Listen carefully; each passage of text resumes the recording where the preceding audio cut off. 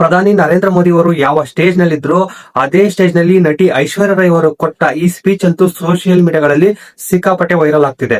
ಇವಾಗಂತೂ ತುಂಬಾ ಜನ ಜಾತಿ, ಧರ್ಮ, ರಾಜಕೀಯದ ಕಾರಣಗಳಿಂದಾಗಿ ಡಿವೈಡ್ ಆಗ್ತಾ ಇದ್ದಾರೆ. ಇಂಥ ಸಮಯದಲ್ಲಿ ಅಲ್ಲಿ ಒಬ್ಬ ನಟಿ ಬರ್ತಾರೆ, ತಮ್ಮ ಮಾತುಗಳಿಂದ ಇಡೀ ಭಾರತ ದೇಶವನ್ನೇ ಸೆಳೆಯುವಂತೆ ಮಾಡ್ತಾರೆ. There is only one caste, the caste of humanity. There is only one religion, the religion of love. There is only one language, the language of the heart. ಭಾರತದಲ್ಲಿ ಇಂತಹ ಯೋಜನೆಗಳು ಬರೋದು ತುಂಬಾನೇ ಮುಖ್ಯವಾಗಿದೆ. ನಮ್ಮಲ್ಲಿ ಮನುಷ್ಯತ್ವ ಅನ್ನೋದು ಎಷ್ಟಿದೆ ಅಂತ ಆ ವ್ಯಕ್ತಿಗಳು ಆಡೋ ಮಾತುಗಳಿಂದ ಗೊತ್ತಾಗುತ್ತೆ.